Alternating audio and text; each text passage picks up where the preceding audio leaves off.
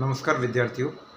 History by captain doctor Rajendra ऐतिहासिक अध्ययन की इस श्रृंखला में मैं आपका फिर से स्वागत और अभिनंदन करता हूं। विद्यार्थियों, मेरी आज की कक्षा मध्यकालीन भारत के इतिहास से संबंधित है, जो महाराजा गंगा सिंह विश्वविद्यालय बीकानेर के BA द्वितीय वर्ष के प्रथम प्रश्न पत्र के विद्यार्थियों के लिए। विद्यार्थियों, मैं आपसे एक विशद ऐतिहासिक अध्ययन की श्रृंखला पर चर्चा कर रहा हूँ और जिसका महत्वपूर्ण हिस्सा खलजी क्रांति। खलजी क्रांति विद्यार्थियों उस ऐतिहासिक परिवर्तन को कहते हैं या उस नवीन राजवंश की स्थापना की प्रक्रिया को कहते हैं जिसके द्वारा नवोदित खलजियों ने, खलजी जो बेसिकली तुर्क थे लेकिन अफगानिस्तान में लंबे समय तक हेल्मंड नदी की घाटी में अफगानों के साथ रहने के कारण इनके संस्कार, आचार विचार और तौर तरीके अफगानों जैसे हो गए थे, इसलिए इनको लगभग अफगान जैसे ही माना गया, लेकिन वास्तव में ये भी तुर्क थे। तो मलिक जलालुद्दीन फिरोज खलजी के नेतृत्व में 1290 में जिस प्रकार से सुल्तान कैकुबाद और क्यूमर्स की सत्ता को उखाड़ फेंका गया और एक नवीन राजवंश का सत्ता में आना हुआ, यह परिवर्तन इतिहास में खलजी क्रांति के नाम से जाना जाता है। खलजी क्रांति की श्रृंखला के अंतर्गत विद्यार्थियों, मैंने आपसे सबसे पहले 1290 से लेकर 1296 के बीच में दिल्ली के तख्त के ऊपर बैठे सुल्तान जलालुद्दीन फिरोज खलजी के बारे में चर्चा की थी और इसके बाद सुल्तान अलाउद्दीन खलजी के बारे में मैंने आपसे कुछ तथ्यों को अवगत कराया था। उसी प्रक्रिया को आगे बढ़ाते हुए इस भाग के अंतर्गत मैं आपको अलाउद्दीन खलजी के जीवन से संबंधित कुछ और महत्वपूर्ण तथ्यों से अवगत कराना चाहूँगा।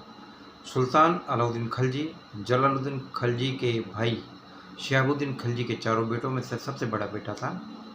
सबसे बड़ा खुद अलाउद्दीन और उससे छोटा अरकली खान, जो अलम खान के नाम से भी जाना जाता है, अरकली खान या अलमास बेग।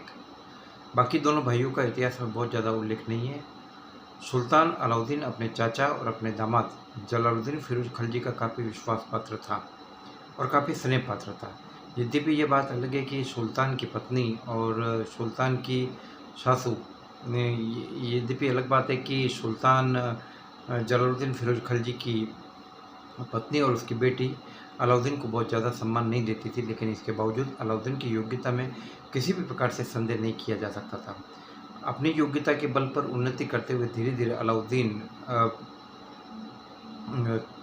काफ़ी महत्वपूर्ण पदों पर सुल्तान के समय में पहुंचा और चूंकि उसने बलबन के भतीजे मलिक छज्जू की बगावत को कुचलने में काफ़ी महत्वपूर्ण भूमिका निभाई थी, इस कारण सुल्तान जलालुद्दीन ने इस विद्रोह को कुशलतापूर्वक कुचलने के कारण कड़ा मानिकपुर की सूबेदारी अलाउद्दीन खलजी को दे दी। कड़ा मानिकपुर की सूबेदारी मिलने के बाद अलाउद्दीन के सम्मान, पद और प्रतिष्ठा में काफ़ी वृद्धि हुई।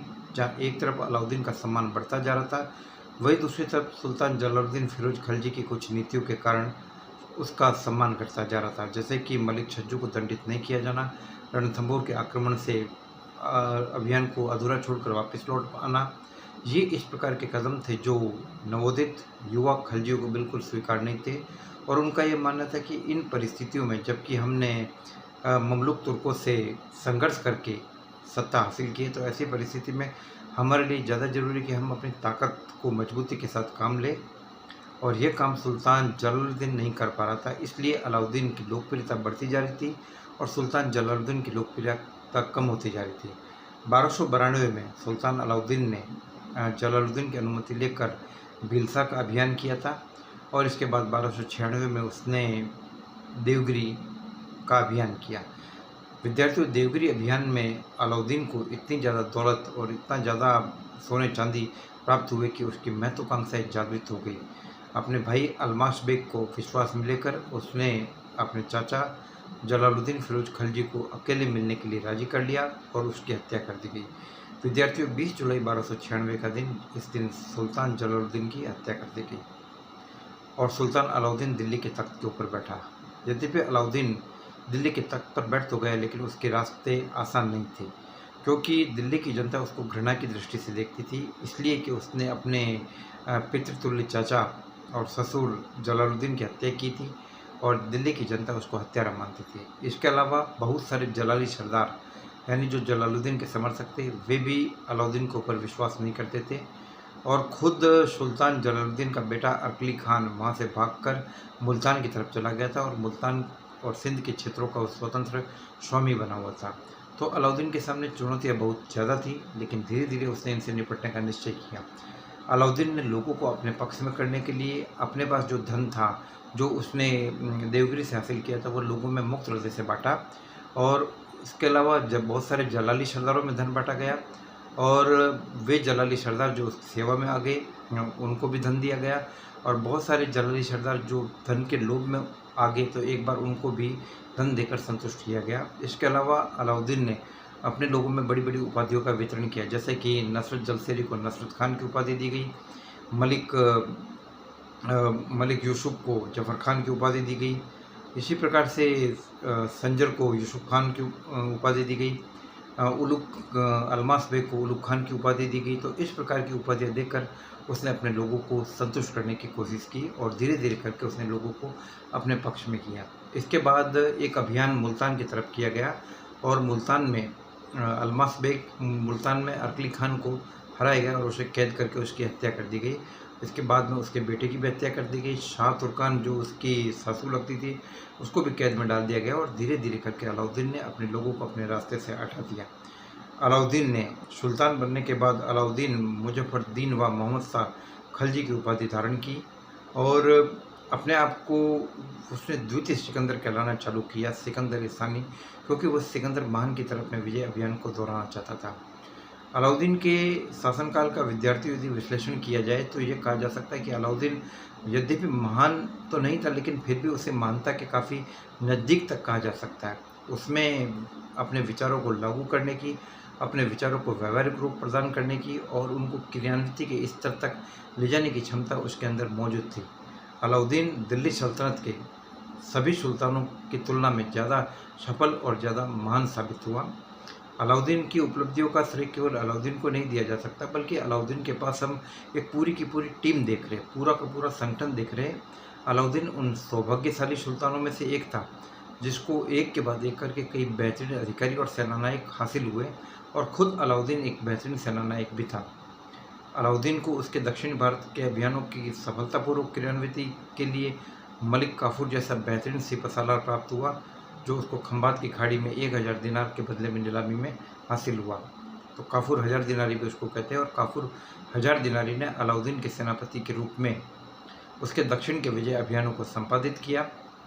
इसी प्रकार नसरत जलसेरी उसका बेहतरीन सेनानायक था, जिसने कि उसकी तरफ से कई अभियान संपादित किए। देवगिरी अभियान के दौरान उसने अलाउद्दीन की मदद की थी। रामचंद्र देव यादव के किले में घुसकर अलाउद्दीन के सपोर्ट में वो लड़ा था। इसी प्रकार से जब 1299 में गुजरात पर हमला किया तब भी नसरत खान जलसेरी का बहुत महत्वपूर्ण योगदान था। और 1301 में जब रणथंभौर के हाड़ा चौहान हमीरदेव के खिलाफ अलाई सेनाएं मोर्चा लगाकर खड़ी थी, तो उस वक्त भी नसरत खान जलसेरी ने बड़ी वीरता दिखाई और उस लड़ाई के अंदर वो मारा गया, लेकिन काफ़ी बेहतरीन सेनानायक था। इसी प्रकार मलिक यूसुफ, मलिक संजर, अलमास बेग जैसे काफ़ी महत्वपूर्ण सेनानायक उसके पास थे। इसके अलावा मलिक ताजुद्दीन काफूरी, ख्वाजा खतीर, मलिक आइनुल मुल्क मुल्तानी, कोतवाल अलाउल मुल्क जैसे कई वफादार और विश्वसनीय अधिकारियों की फौज इसके पास में थी। इन्हीं के बूते पर अलाउद्दीन अपनी विभिन्न योजनाओं को लागू कर सका और सफलता के नवीन कीर्तिमान कायम कर सका। विद्यार्थियों, अलाउद्दीन के सुल्तान बनने के प्रारंभिक दिनों में कुछ विद्रोह हुए। इन विद्रोह ने अलाउद्दीन को बहुत सारी बातें सोचने पर मजबूर कर दिया।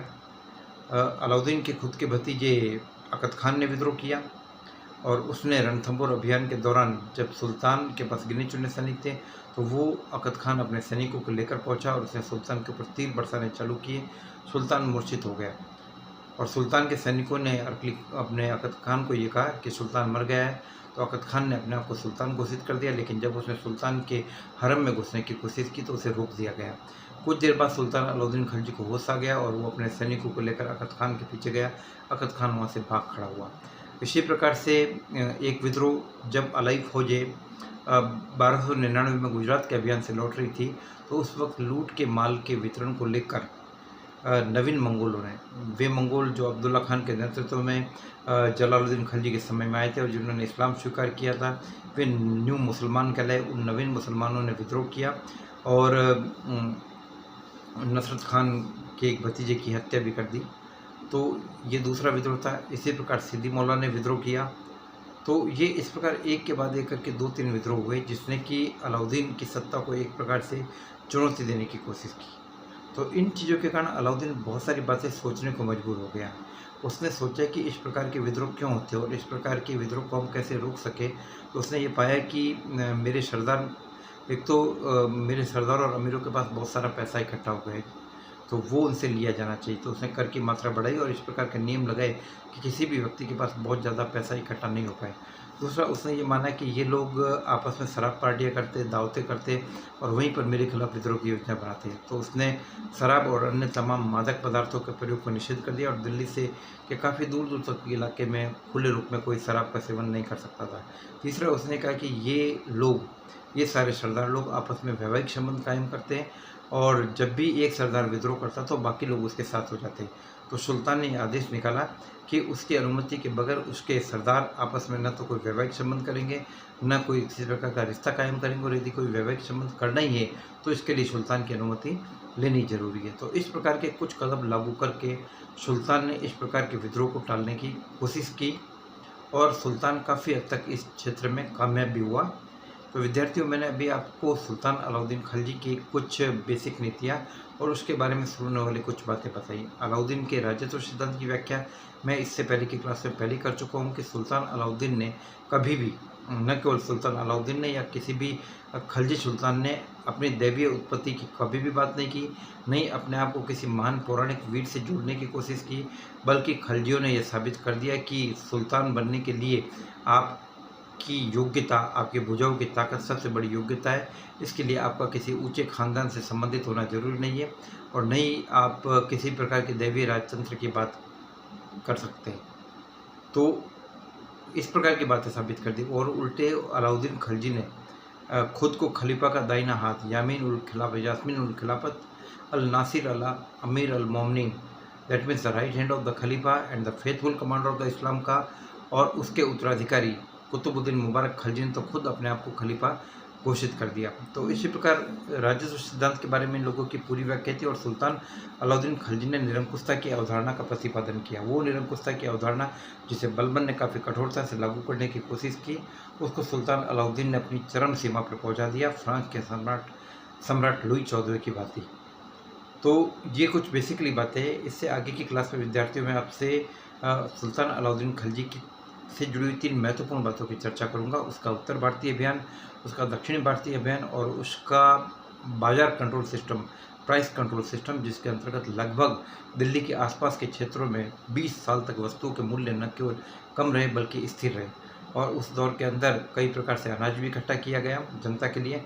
और अनाज के संबंध में रोचक बात यह है कि सुल्तान अलाउद्दीन खिलजी के जाने के लगभग काफ़ी साल बाद, एटलीस्ट लगभग 1333-34 में आने वाला टेंजियर यानी मोरक्को से आने वाला यात्री इब्न बतूता, वो खुद कहता है कि मैंने उन चावलों को खाया दिल्ली के अंदर जो सुल्तान अलाउद्दीन खिलजी के समय में जनता के लिए और सैनिकों के लिए स्टोर किए गए थे।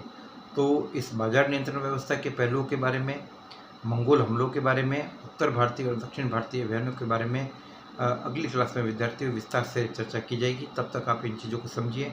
सुल्तान अलाउद्दीन खिलजी काफ़ी इतिहासकारों के बीच में काफ़ी चर्चा का विषय बना हुआ है और खिलजी क्रांति अपने आप में विविध प्रकार के नवीन और अभिनव प्रयोगों को जन्म देने वाली साबित हुई और इतिहासकार के.एस. लाल ने